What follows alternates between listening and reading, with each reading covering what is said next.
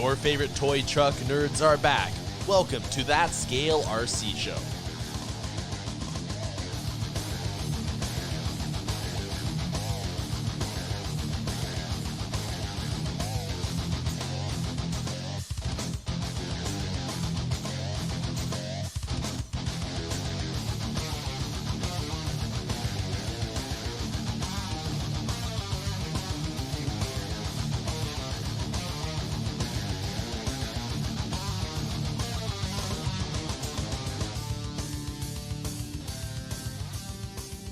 What's up, everybody, and welcome back to episode 87 of That Scale RC Show. I'm one of your hosts, Adam, alongside with Jay and Travis, and it's a miracle we have Travis back for once. I was waiting for that. Yeah, it's been like a month. Did you miss one or two episodes? Well, I technically missed one, but me being gone, I think, resulted in about 3 shows not happening. Well, it's not just that. I had to do Axialfest, Pep. Oh, that's right. Oh, yeah. Yeah. And then So before that, we had Elliot. Yeah. We had Elliot. Yeah, because I was gone for 1 week, and then I think that was the week you guys recorded with Elliot. And then, which was so funny listening to that show on my drive up, because, like, it really did just sound exactly the same as before I came on here. Like, down to the editing and noise and everything. It was hilarious. Weird. So, yeah, it was really strange listening to it. But it was cool. And Elliot did a good job filling in. And I'm assuming you recorded, Dad. I did. You did. You got up halfway through every sentence you said and walked away from the microphone, I think. But beyond that, it was a pretty good show. I don't even remember, honestly. I don't even remember that. I don't know how it happens. And it's kind of funny that no one said anything about it either, because this is how the old shows used to go too. Is that, like, for whatever reason, your volume would just slowly start going away partway through whatever it is you're saying. And Weird. I wonder if it's because I'm like leaning back in my chair or something. Maybe, I don't know, but it was like I was sitting there with my hand on the dial in the car, like turning it up and down as I needed to. throughout whatever it was you were saying. So it was pretty funny to listen to. It was good. As you guys were talking about where you guys had gone, I was actually driving past the exit to get to that place on I-5. So it was good. You guys made my powerhouse trip home a lot easier.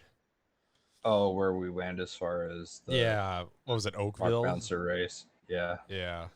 Oatmeal, Washington. Oatmeal. Oatmeal slash just Which Tacoma I Minor. figured out it's basically an AM PM off the side of the freeway. That's really the town funny. of Oatmeal. That's really funny.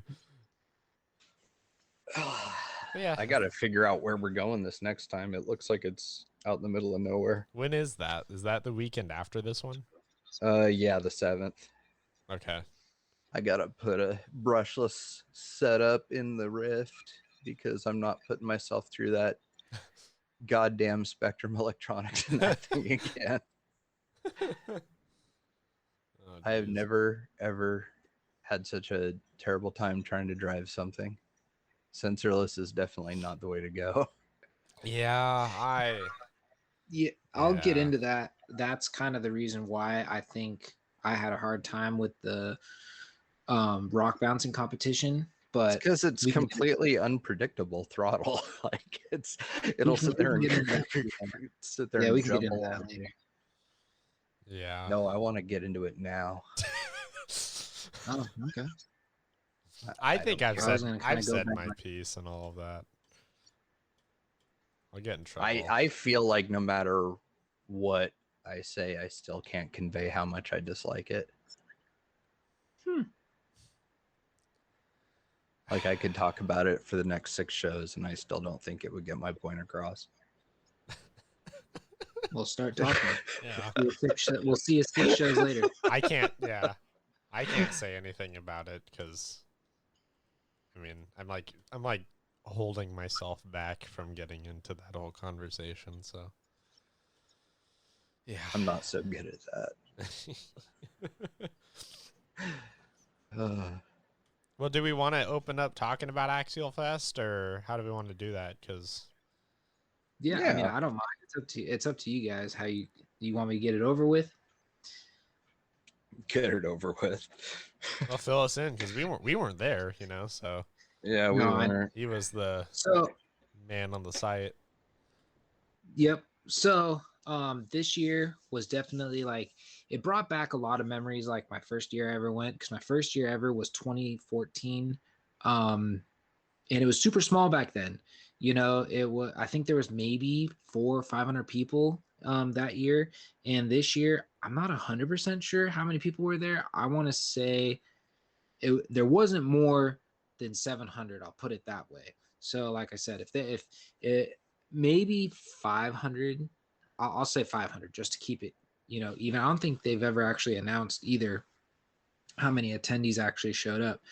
But yeah, it was super small numbers, which kind of blew me away because for once you went out on trail and you really didn't see anybody else out on trail. That's Like cool. you'd see one or two other people, but that was it. It's not like years past where, you're out on trail and there's like, you keep running into groups of, people that are like either repairing something or bottlenecked or whatever. So that was kind of cool for the bottleneck, factor. There wasn't a lot of bottlenecks and everything. It was definitely hot. Definitely drank a lot of water, Gatorade, anything with electrolytes in it. And then Saturday was smoky. There was a couple fires going on up there. Oh, really? Yeah, so actually it's kind of crazy. So when we're up in Auburn, we are actually at this place or this, I don't even know which one, community called Lake of the Pines. It's like their own little community inside like the Auburn area, and it's on Highway 49. So what we typically do, just because it's easier than having to backtrack out to 80, I usually take 49, which eventually turns into Highway 20. Then Highway 20 dumps you right on Highway 80, about like an exit or two before Cisco Grove. So I just do that and then keep going. And you're there, Donner, like I said, 45 minutes to an hour, if that. Well, Friday morning, we headed out that way. And we were actually out on trail. I think we were on trail when we got the notification saying there was a fire on Highway 49 right around the area where it turns into 20. So I'm like, well, it looks like we're not going that way home because it's going to be a mess. So there was a fire out there. I think it was under control. Then there was another fire, kind of the one that was messing with South Lake Tahoe, and I think that one blew in because it was pretty nasty. I mean, when we were headed up Saturday morning, when you were on 80, normally you can see down the valley into the trees and everything. You couldn't see anything. It was just a wall of smoke. So it was actually kind of like trippy. We were like, oh, I wonder if they're gonna allow us to continue. But then we got up to Donner. It was a little clear, and then by like noon, 1 o'clock, it like the smoke was gone, which then let the sun in, which now you're standing in blazing sun, but better than the smoke. So yeah, what else? So Friday was pretty cool. Checked in. Actually had a surprise from Michelle at 6:30 in the morning when we were getting ready to go. She actually wanted to tag along, so she drove her Jeep so she could leave at lunch because she was like, I'm not staying the whole day. So she actually went, did like 150 gates with us. We had Thomas from MKS. He was out there. So I lent him the Deadbolt 2 with the wrap that I just put on. And yeah, pretty much a bone stock rig other than MKS servo. And that thing kind of just goes everywhere. What else? That was pretty much day one. Day two, went back and like I said, Smokey let my boss borrow that Deadbolt 2 again. So he probably put it through another like probably about 300 gates or so. So that wrap took a beating. And it's still holding up. I mean, it's a little scuffed up for my liking, but can't complain. It's all there. It's not like anything's missing.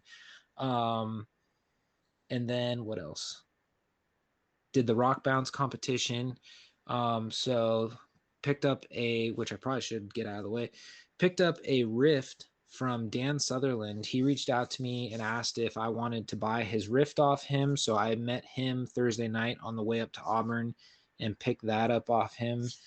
And he kept the remote and receiver, so I just had to put a receiver in it. And Thomas gave me a HBL 3850, big old monster 700-ounce torque servo for that, which is part of the X8 lineup. So it's got the 8mm output horn, so you have to put the custom MKS mount or servo mount on that, the one that bolts on.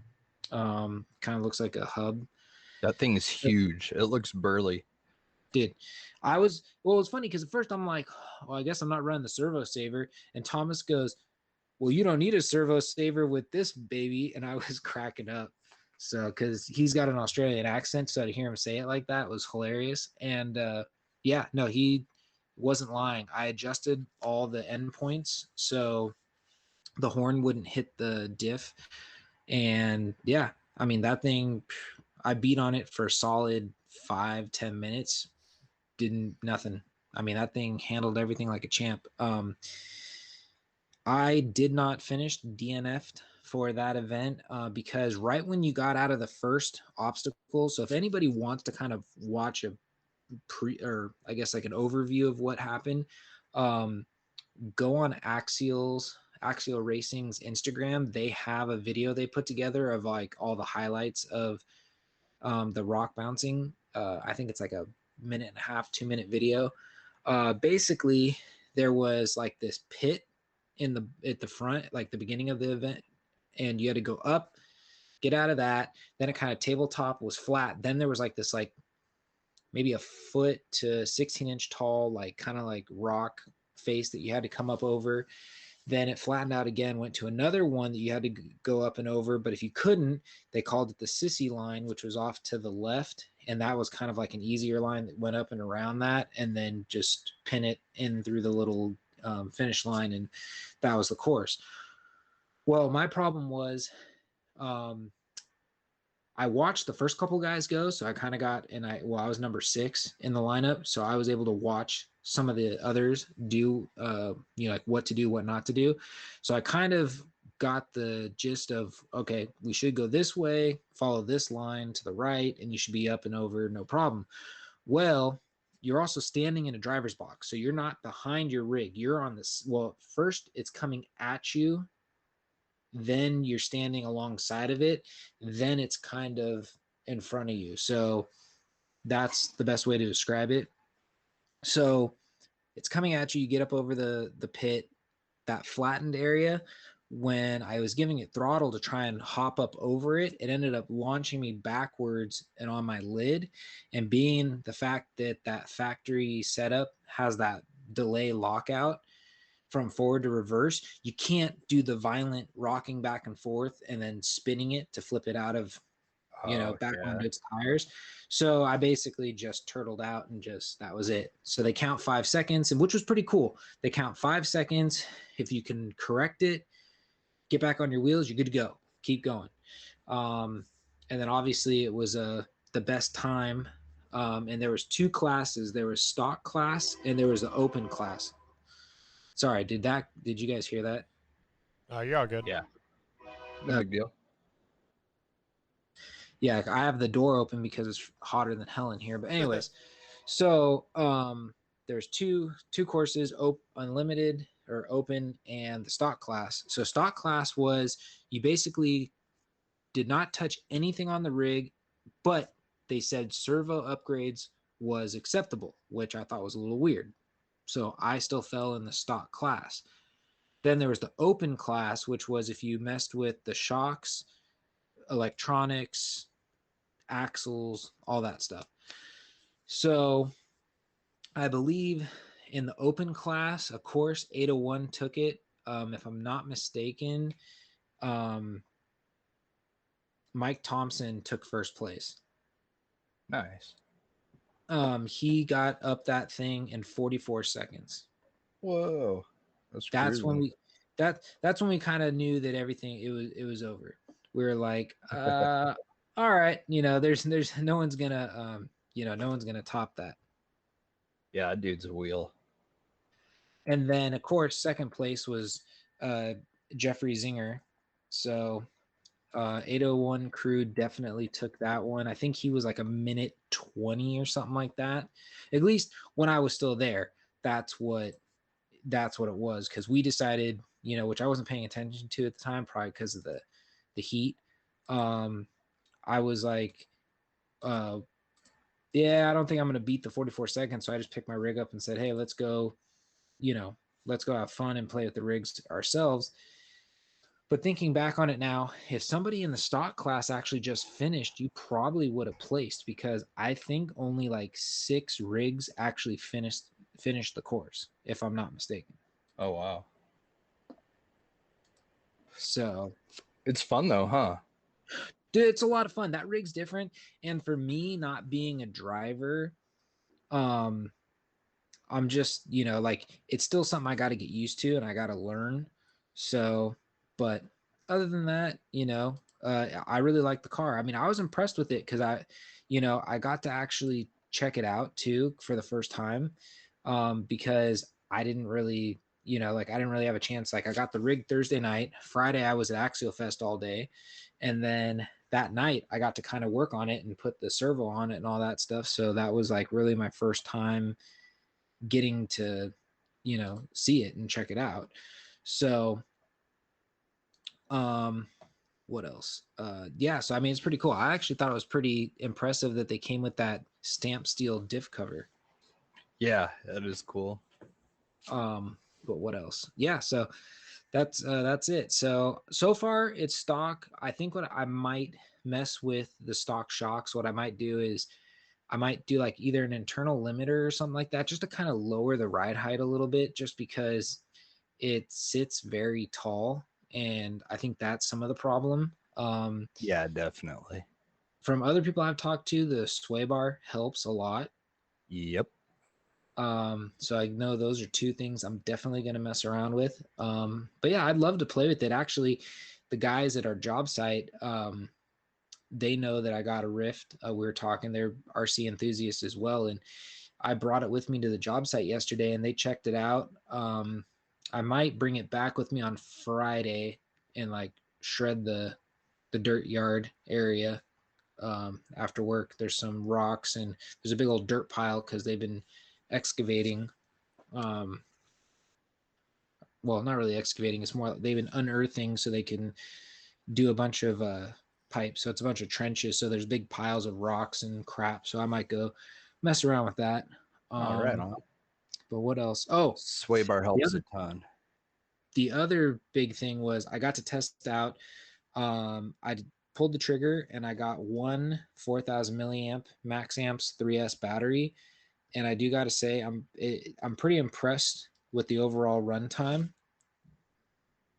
and just like the quality of the battery and everything. I'm used to my cheapy Venoms, and now running that, you're kind of spoiled. They're all soft packs, right? You can get them hard pack. Max amps ones? I believe so. Oh, wow. I'm going to look it up right now, but I'm almost positive. I do know that you can get, you can add they call it something skin.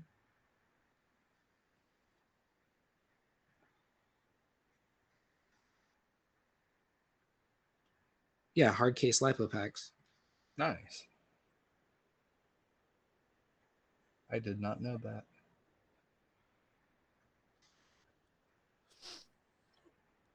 Yep. They're expensive, but yep. Yeah, their stuff's spendy. They're what? Washington or Idaho, something like that? Who's that, Venom? No, Max Amps. Oh, Max Amps. Yeah, they're over in Spokane. I think Venom's Idaho, isn't it? Something like that. Idaho or Eastern Washington. Idaho or Spokane. Yeah. But yeah, so I mean, let's do this. I'm just gonna look it up real quick. There's a thing that they call it. I'm just gonna pick a random battery and just.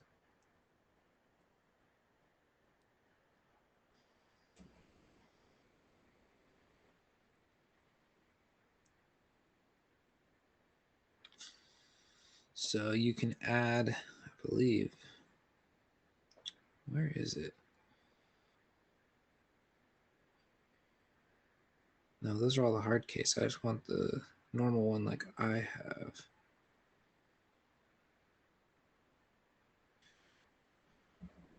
So yeah, you can do a built-in. You could do a built-in skin. It's shrunk onto the pack. It's another $5, or you can do just the shrink wrap only. Oh. So yeah, so they have some sort of wrap for it, but they also do make the hard packs. So Nice. but anyways, yeah. So I gave that a shot. Ran it the whole weekend. Pretty impressed. I might have to order a couple more batteries as my budget allows, because I bought that 4,000 milliamp, and I think shipped to my door it was like 125. Damn. So, but I do got to say, it's pretty interesting when you get a battery from them. So, being that it was my first battery from them, kind of like not knowing anything going into it. So when you get it, it's in a box, and then when you open it up, which I didn't know, I think Tim just did a video announcement over the weekend, but I got my battery like a week and a half before Axialfest. It comes in this metal aluminum box that's all padded, and that's what it comes in. And I'm like, well, see, there's got to be a price point right there. What does that cost to make, And you pull it and it slides out and it's got all the stuff inside. Then they also have a little business card, and there's like 8 or 9 different tests or quality control things that they check before it goes out, and it has the person's initial next to each one of them. So I mean, it's pretty, like you definitely are getting what you're paying. Like you get what you're buying, you get what you're paying for, it, like you're paying a premium, you're getting a premium product. It's not like paying a premium for like Coors Light. You're actually getting a high quality product. Plus the cool thing is, like I like, for instance, in the Rift, I think that battery does really well too, because it's 150C discharge rate, whereas like most of your batteries, like your average cheaper batteries, like my Venom batteries, they're only like a 30 or 35C discharge rate. So you get that punch out of it. So like something like the Rift really thrives on that battery. Oh yeah, I bet. So, but yeah, so anyway, so that was that. Yeah, that was it. Got to see the new Bronco. I got to see the new Bronco. That thing is super detailed, and I know we didn't get to talk about that the week that I was leaving for Axialfest. I had so much to do Wednesday night because I was like, all right, I know Thursday after work, I'm getting off work and I'm heading up to Auburn, so I need to get everything done. I had laundry to do. I still had the bumpers to finish welding from Scale Metal Supplies. I mean, I was running out of time on everything.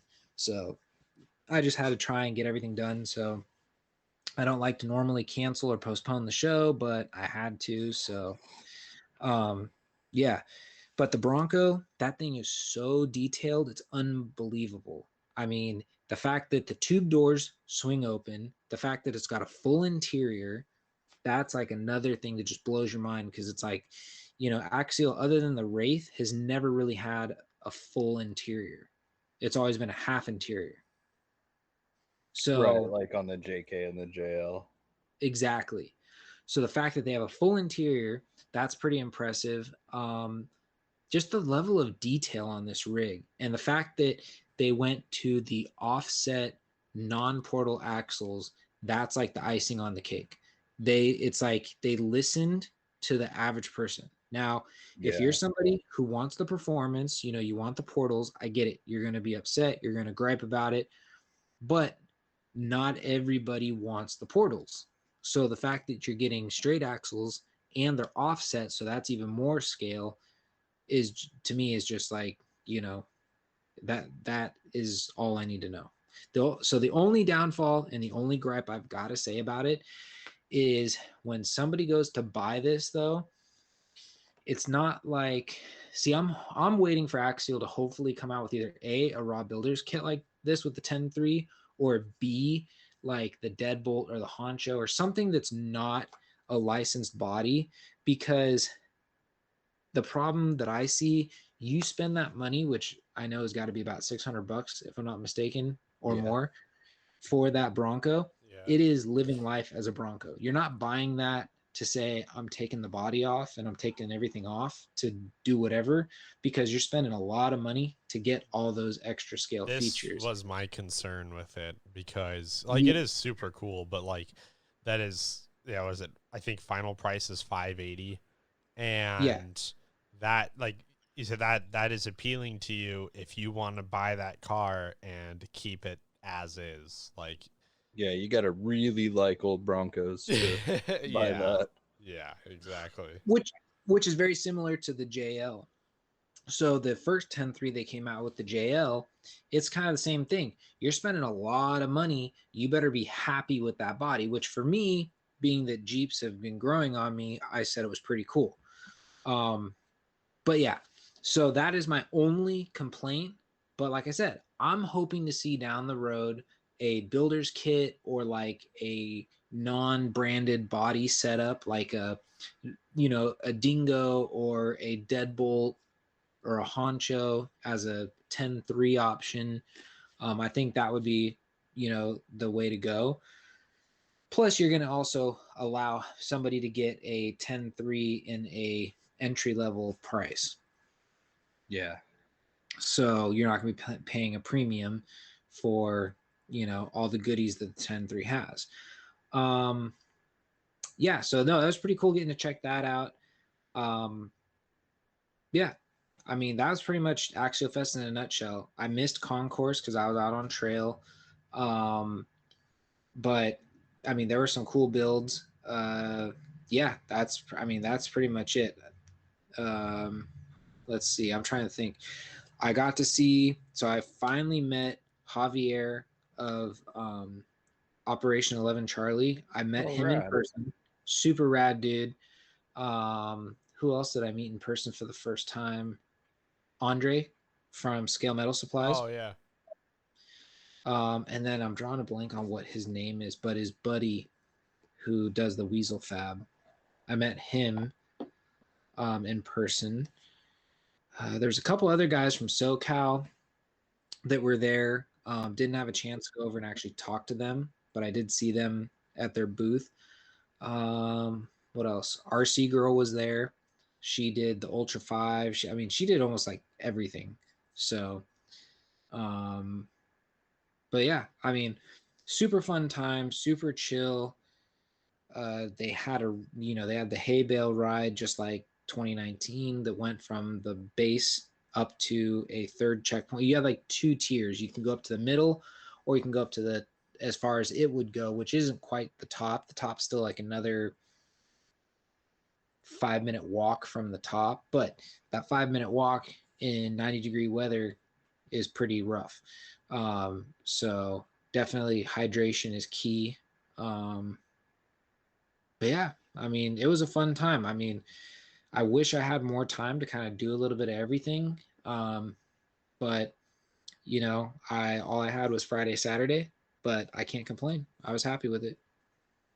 Nice. That's pretty awesome. Yeah. Seeing all the pictures definitely had me missing good trails. Yeah, see, and then that's the thing too. Like, it's like it's been so long since I've been out at an event like that. I think the last big event I've been to was crawling out of COVID.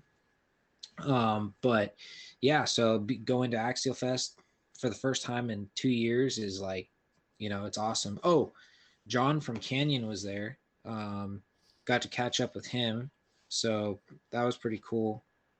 So, yeah, that's about it. It did suck. There were some people that I kind of was hoping to see that didn't show up. So I thought for sure, being that Tekin was, such a big sponsor, I thought they would be out there, at least somebody from Tekin, but I didn't see anybody. Yeah, I don't think they went. And then Matt from Matt Hawk, he drove up Friday to say what's up and chill. So we got to catch up and hang out. So yeah, it was a lot of fun. Right on.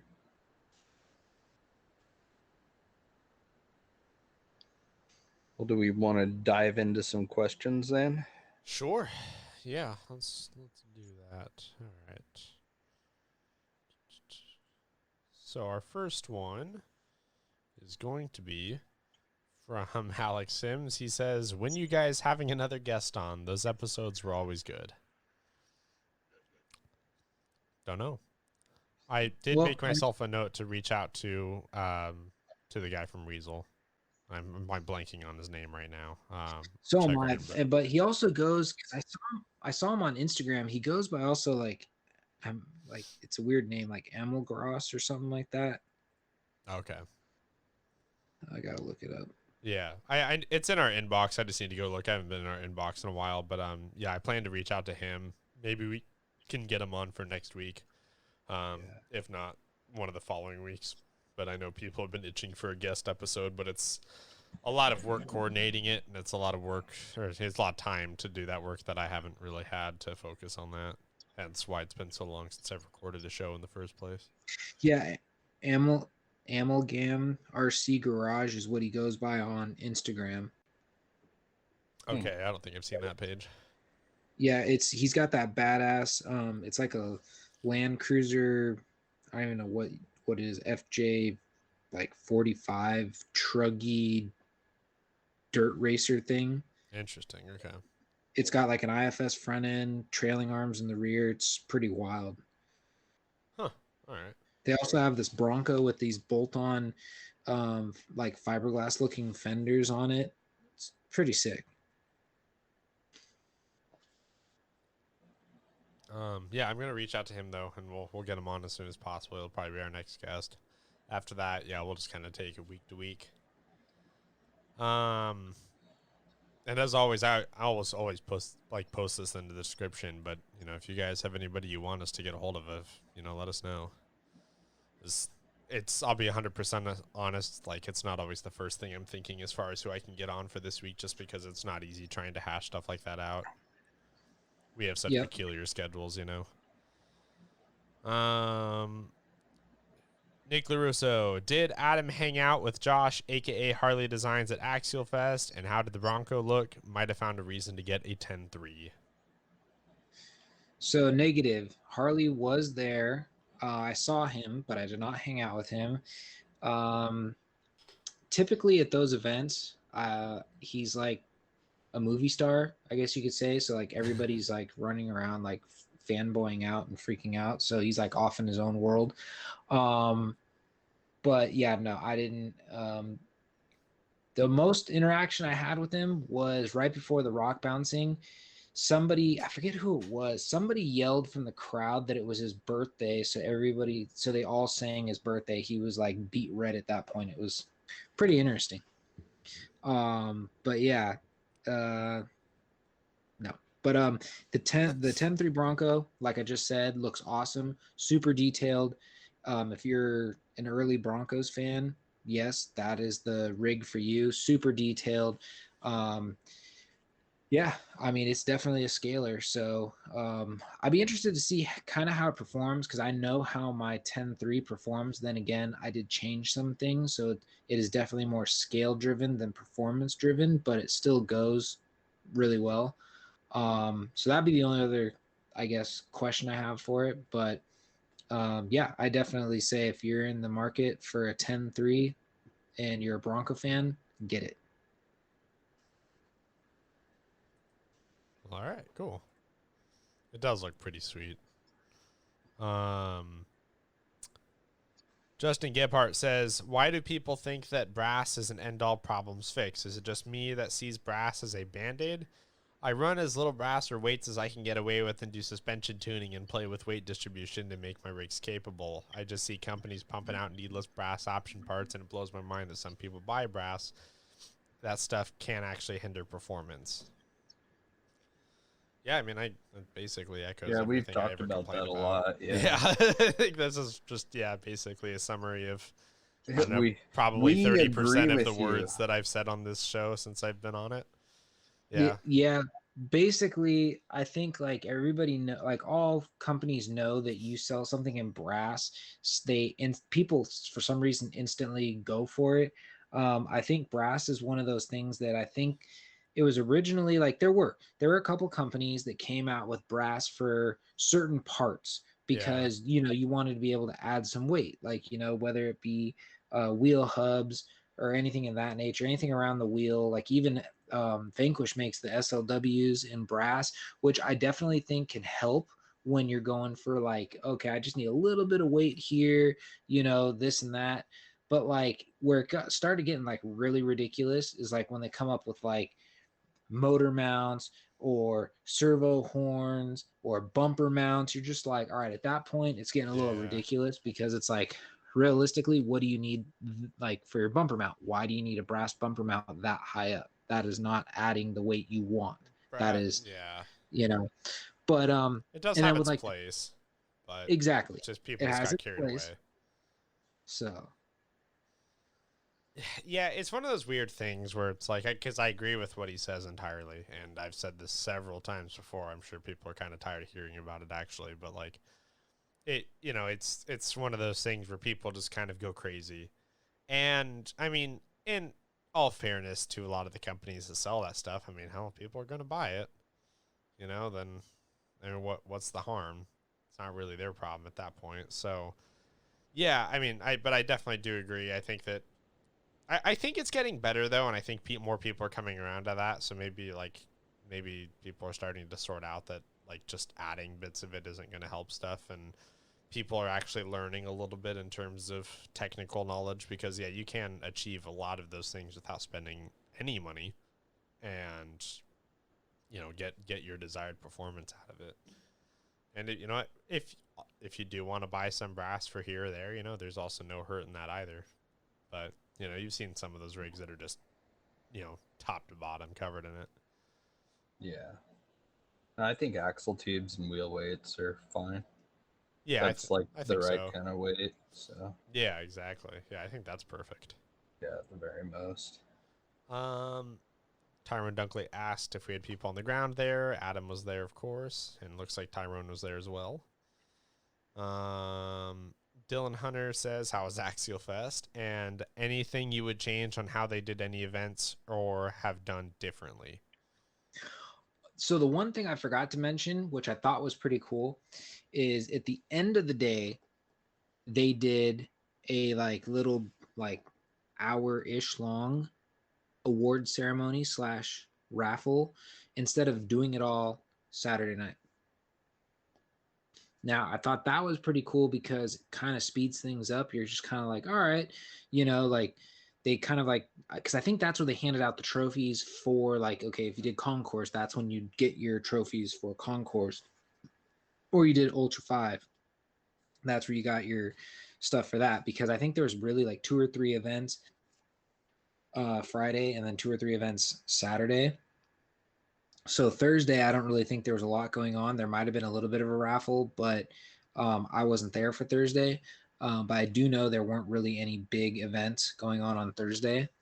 But yeah, the only thing I would change differently, but obviously that's just due to the year, is going to be it's really going to come down to the camping and parking. If they can get the camping and parking dialed in for when everything's back to normal, then it's going to be game on, right back to where it was.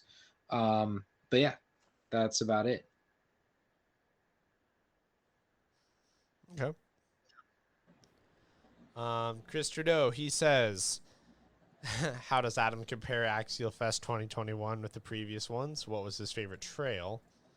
Actually, I'll stop there, and then you can answer the favorite trail bit, and then I'll just ask one question at a time. Okay, so my favorite trail I think would have to be probably, I believe it's Trail Q, which was Canyon Coolers Trail. They're just the ones who sponsored it. I really like that trail because it used a lot of the slab portion, like the granite areas of Donner. And I'm a big granite fan. I think it's got great traction. It's got some of the coolest natural lines.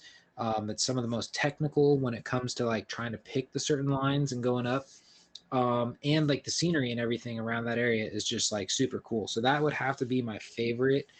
Um, and then comparing it to previous years, like I said earlier, it's like I said, it reminds me a lot of the earlier years, only due to the amount of participation, like the amount of people that were there versus previous years. Other than that, I mean, it's really no different. The only other thing, which like I keep remembering all this stuff as I'm like going through it, the only thing that really kind of confused me about this year was I got home, opened up my swag pack, and my T-shirt. It just says Axialfest 2021, and then it has I think it has Horizon on the side of the sleeve, and there's no sponsors on the back. Huh. It's a very blank shirt. I was kind of confused because I was like, why did they do it this way this year? I wonder if it's just because of it kind of. Being a weird year, that's what Yeah, like I mean, it was and wasn't kind of last minute. Like, you know what I mean? yeah. And then the only other thing was the 2021 patch is like almost 2 sizes bigger than any of my other patches. Oh, weird. Huh. I'll take a pic. I'll post it up on our page. I'll get them all out and I'll post them up. It's very interesting. Huh. But yep. Does Michelle attend events like this, or does she actively go crawling with you at times, like when you would go to the cabin? So honestly, she picks and chooses some of the events. She has become friends with a lot of my group and a lot of the people I go crawling with, and even people I know in the industry. So she enjoys going out to some of these events. She won't just go, like, if I say, yeah, we're gonna go hit Folsom and go crawling, she's kind of like, I'm not gonna go. But now if she's like, if there's an event there and there's gonna be people and whatever, she'll be like, oh yeah, I'll go, because if I don't run, I can at least hang out and BS with people. So honestly, she's only been to I want to say 2 real events, maybe 3 now. Other than that, she typically, like I said, she doesn't really go. She has her own rig. I got her a 2017 Axial cheap JK to kind of mimic her 1-to-1, which after this trip, I definitely need to do some, maintenance and upgrades to it, make it a little more capable for her. But yeah, so it really comes down to what the event is. This is her first Axial Fest. She's been to one G6 event, and she's been to one of Chris's events, and that's pretty much it. All right. Hoping to get a trial run of my challenges event in the next week or so. Looking forward to have Travis and Jay and Adam, if he wants to make the drive, attend the main event, TBD, based on the SOR schedule, of course. Oh, I didn't know that he was. I mean, is he waiting on us to tell him when we can go down there? Kind of. He was kind of waiting to schedule it. Kind of. He was kind of waiting to see if this was something we were going to be able to do. Gotcha. And I have not been able to get back to him about that yet, and I haven't been able to talk to you about it. So right. Okay. Gotcha. Yeah.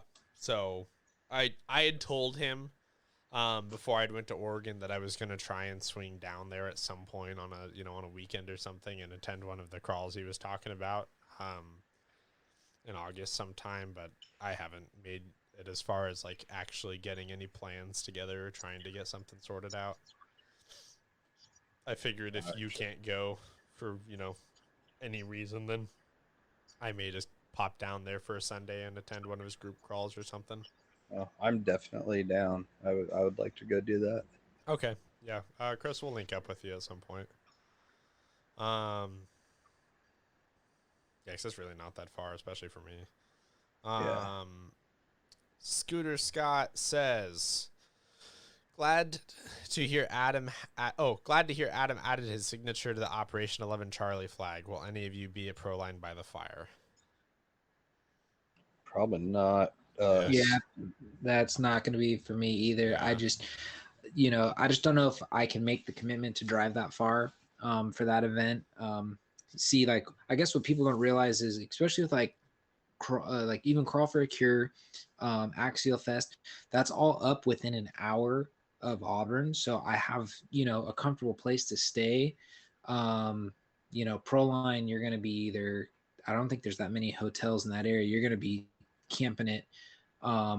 So you just got to make sure you have everything when you go there. But yeah, so I probably won't be going to that. But yeah, no, it's funny that he brings that up. So I was talking with Javier about that, and I said, "Are you having anybody sign your flag?" And he goes, "Yeah, but I don't have that silver Sharpie." And I said, I have a gold paint pen from like when, it's really cheesy, but when people used to ask us to sign stuff for 2 Chain scalers. So I have the gold. I said, well, I have the gold. And he's, let's try it out. So we tried it on a little corner and it kind of showed up. So he's like, just sign it. So I signed it. So I said, okay, you can barely see it, but it's there. That's cool. Nice. Yeah, that's pretty much a no, I think, just across the board. By the Fire is probably not happening for us. That is not a good time. So what, it's October, early October? Just not Something a good, like Yeah. that. It's just so far in like logistics wise for us. It's not a good time to go to an event. Yeah, it's like either fly and rent a car and everything else, or try and drive, which I'd rather Not do that. die right now than drive that far. Not so. do that ever. Yeah. Yeah, I mean, your drive's going to be even worse. Is definitely worse than mine. Mine's like an 8-9 hour drive. Yeah. Yours has got to be like, I think it's 18 or 19. It's like 12 just to get to you, Adam. wow. Yeah. Yeah. That's a no for me, at least for this year. Andre Campos says, did anyone else buy the Smoking Hot deal on the Starrite axle kit at Axialfest? I didn't even see that. Did I pronounce To be that right? honest. Starrite? Straight axle. Oh, okay. Oh, the straight axle. Straight axle. That's Okay. right. They had a I didn't see what it was, but I do know they had, if you went by the Horizon Hobby booth, they had a lot of show specials for like different things, like Really? certain you can, I think they had a like the straight axle kits were a certain price. Oh, what else did they have? They might have had a couple of rigs that were marked at a certain price, but I mean they had their certain gear. Like, I mean, if you wanted to get a bunch of swag, like if you were just there for the day, you could get a what is it? The face gator, the event shirt, and a hat for, I think it was like $25. So like they had a lot of like bundle packages, of stuff there. That's really cool, actually. That is pretty neat. Yeah. All right, moving on to the Instagram questions. All right, so Ziggy Board 269, he says, what's your guys' thoughts on the new Red Cat Jeep? Unless we're talking about the 8 scale one. Yeah. From what I understand, it's a Wendigo with a Jeep body. Oh, okay, that makes sense. Yeah. The only real thought I have on it, I'll be honest, is I don't really know who they're selling that to.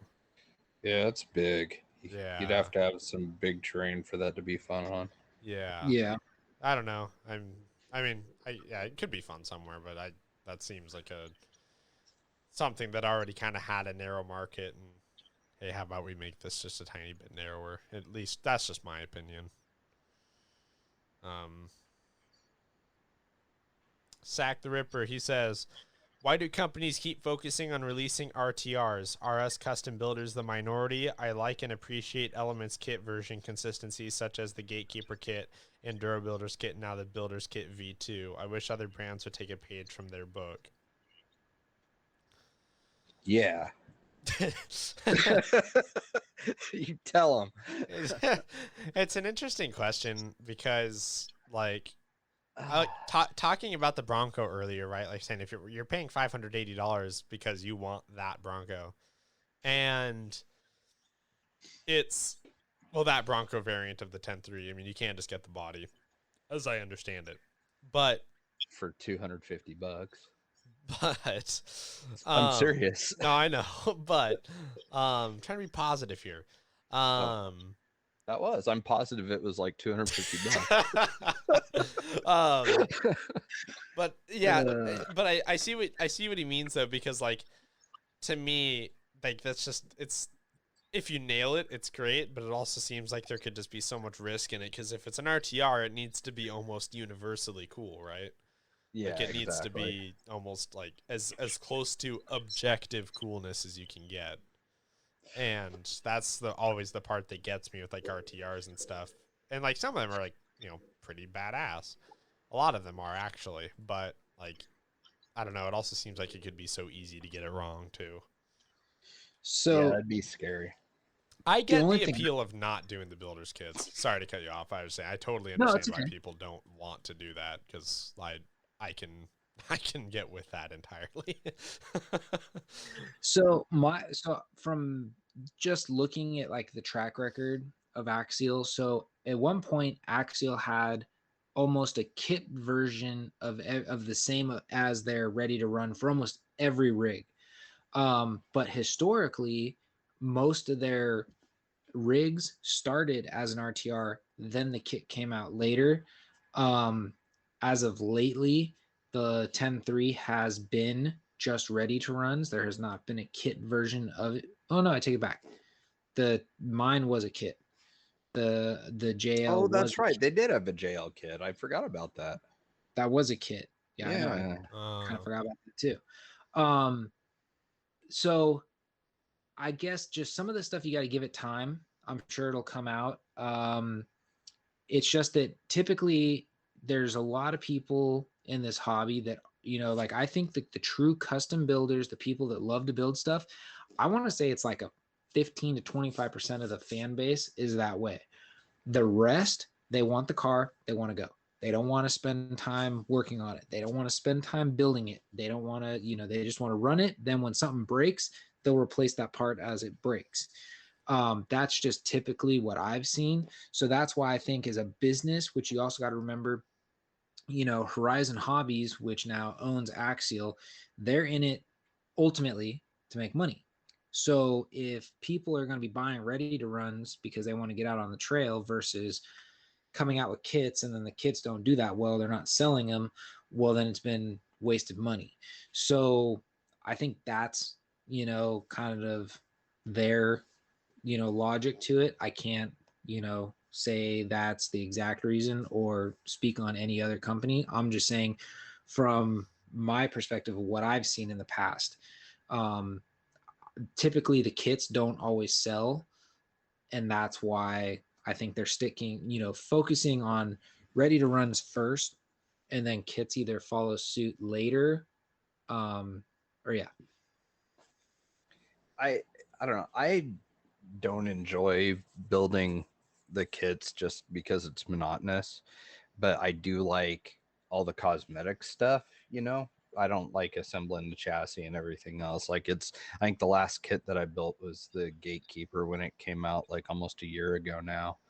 And that was that was it. Everything else that I've been doing lately has been an RTR with a different body or taking the RTR body and spicing it up, and that's really about it. Well, see, and that's the thing. Like for me, I typically don't run the stock electronics anyways. I mean, I literally have a box that says stock electronic takeoffs, and I got servos, speed controls, motors. I mean, I just got extra parts, and it's like because you paid for it, you kind of don't have the heart to just throw it out. But at the same time, I know it's probably going to spend the most of its life sitting in that box because I just typically don't run it. So for me, that's where I like the kit is a little more enjoyable because it's like, all right, I'm getting it for a little bit of a quote unquote discounted price because I'm assembling it and it's not coming with electronics. And then I get to put in the electronics that I want to run in that car. Right.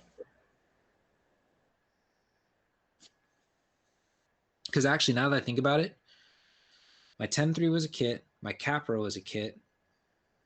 The only like latest release from Axial that I've gotten that wasn't a kit was either the 1/24th scale or the Rift. Yeah. So both of my last releases have been kit version. Trav is actually building a kit right now. I am. Well, building is relative. I've opened the box. The frame rails are on my bench. Oh, that's easily 75% of it. Yeah, that's So he's 75%. staring at a kit. That's 75% of what I'm getting done this week. Yes. Gotcha. Okay. There was a question in response, like in conjunction with that. Actually, it was from Checkered Pass 503. He says, "Has Travis That's committed to Chris. Yeah, it is Chris, isn't it? That he said, has Travis committed to a comp truck over scale truck for the next build? And the answer is, I haven't committed to anything yet, but it's likely going to be a pretty healthy blend of both. I'm thinking it's going to be like older Forerunner. That's kind of what I was kicking around today. So, yeah, we'll see. I'll try and document it. I'm usually pretty bad about that. Yeah, so we'll find out. But yeah, kind of interesting to do a kit build. I mean, there were obviously other motivations for getting it too, but I do want to turn it into something cool. Let's see. Compass RC. Do you think we will see a 1/24th scale gatekeeper soon? I would love that. That'd be cool. I don't know. That seems like it could be kind of far-fetched on the company side, but it would be pretty badass if they did. Yeah, they'd have to get a mold made for the cage and everything else. Yeah. Yeah, I don't know. I don't know if it's worth their time, but it would be cool. I do think it'd be neat.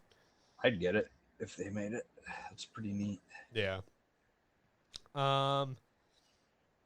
He also asks, do you see us getting more options for Lexan interiors anytime soon? God, I hope so. That would be cool.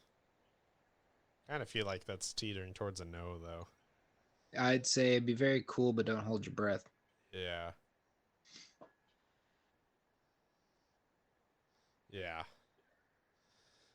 Anyways, I think that is officially all the questions. Nice. Yeah, I've been kind of talking about this on the show lately, in the last context of what you were talking about building a rig for performance / scale. I kind of want to get, that was one thing I did say, backing this up, that I want to do differently for Axialfest is a lot of the stuff that Axialfest does, like, or just like any, event does, most of the trail is a little more on the technical side. So having a super scale rig isn't necessarily going to get you through everything. You'll probably be worried about banging it up, doing, certain stuff with it. So I definitely want to build that rig up that I was talking about, that make it a little more performance driven. But I need to get started, but I'm kind of on a writer's block because I'm torn, because I have that original Axial Betty body, not the B17 Betty, but the other version they called the Betty. You can look it up in their, what is it called? The Legacy section or discontinued section on their website. It was actually the body that came in my very first Axial kit. And I have one, and I'm just torn. Do I do a mimic of that they had on the box, the two-tone green and gray?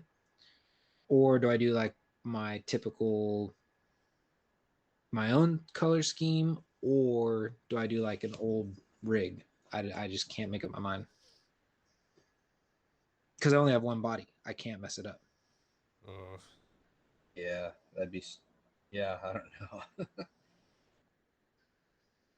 So, and it's not like you've made a wrap mold or, for it. So it's like, I can't go, oh yeah, I don't like it, so we're just going to wrap over it.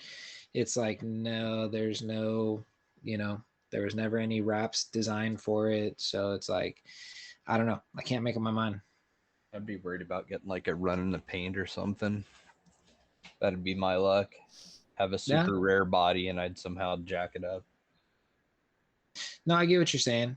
I don't know. I'm kind of leaning towards, because I just think it's kind of, I don't know why I think it's kind of cool, but I just think it's kind of cool copying the original truck that I saw on the box.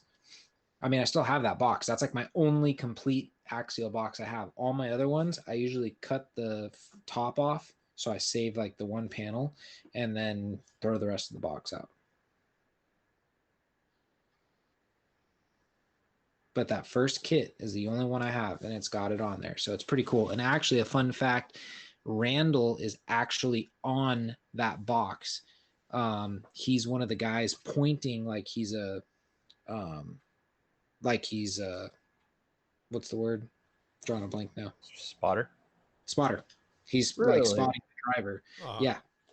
It's pretty cool. That's cool. So Wow. yeah, so I don't know. I might put up a poll on one of our socials, whether it's that Scale RC or my personal, and just ask, just to see what people have to say. I mean, I don't know. I'm torn, but like I definitely want to make it more performance. Like I have a set of 10-3 axles for it. I picked up that Holmes Hobby Revolver series motor for it. So I definitely want to make it more like performance, but I still want to, do something with the body. I just don't know. Or do I just not use that body for that one at all and just put it up on the shelf and go with something else? It's just the hard part is like today I saw this picture, it's been floating around, that this guy, I don't know if he's selling the rig or if it's whatever he's doing with it, but he has a DeWalt body on it, and it's got all this. He's got the specs all listed for it, but it's on a cliffhanger. Now, don't get me wrong. I think the cliffhanger is a very cool body. I dig the pinched and dovetailed. I really do. The problem is, I think it's like the Power Wagon, and it's played out already. I think everybody's got it, so it's just hard to like commit to that body. At least for me. That's fair. Yeah. That's why I'm like, okay, well, I could use this old body and, do something different. You could get that new Buffalo body. I could. Do a square body Chevy. Yeah, it's been a while since I did a square body Chevy. That'd be cool.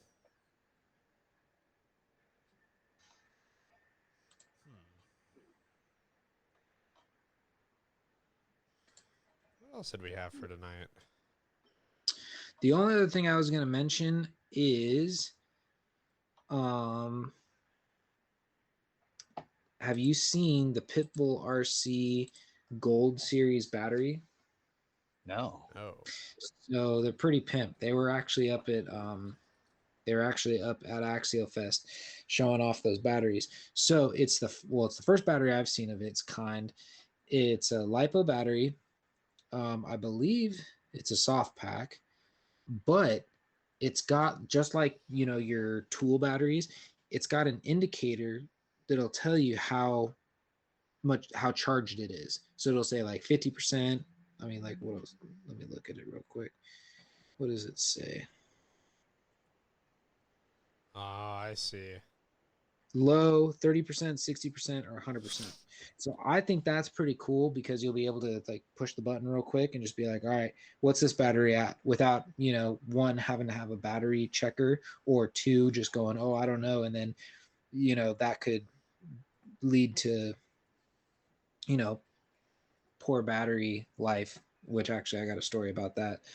And they're actually not bad as far as price. Like I just looked up the 5,000 milliamp, which is a 50C discharge 3S LiPo, is only $80. That's really not that bad. Yeah, that's pretty reasonable for what it is. So pretty cool. They're calling it the all new pure gold battery lineup. They're doing an event, it looks like, too, in Pennsylvania. Nice. But yeah, what else was I gonna say? Yeah, so battery story. So it's interesting, but then again, these are my two oldest batteries. So I had a Venom 54,000 or 5400 milliamp 3S battery that I probably had for about 8 or 9 years now. I had two of them, but I gave one to Michelle's dad. And that battery went all day in the car for Thomas. Then I put it in my backpack, and when my max amps died, I threw that in the car just to get me down off the top of the world. And I got all the way down to the shuttle ride and lipoed out. So I'm like, all right. So I threw it in my backpack and just took the shuttle ride down. That was the end of the day. Went to go charge it, and that I can't get that battery to charge. Keep saying error. So either A, it went under what it like the safe, recommended discharges, which is weird because all mine have the lipo cutoff, so that shouldn't be the answer. One battery is super puffy, so I'm wondering if that has anything to do with it. Because then the same thing happened. It was interesting that that happened on the same trip. Then the same battery that I gave Michelle's dad, he ran it all day. Saturday it finally died, or Friday it finally died. We went to charge it, did the same thing. It went on the charger for about 5 minutes and said it was done, which is weird because if it was run all the way down, it should take more than 5 minutes to charge. So I think one of the cells is letting go, but I'm not sure. Those Pitbull batteries are only like $42. For the small ones, the bigger ones they get. Is it? Because I only saw one price for all of them. So what you do is you go on their website. I was just on it, and then you click the size. Oh, I see. It changes. And then the price, All right. it'll change. So yeah, 4300 3S 6599. It's still not bad. But yep. So I now have to look into getting rid of those lipos because I don't think I can save them. I've even tried, the super low amp charge, and it still wigs out. So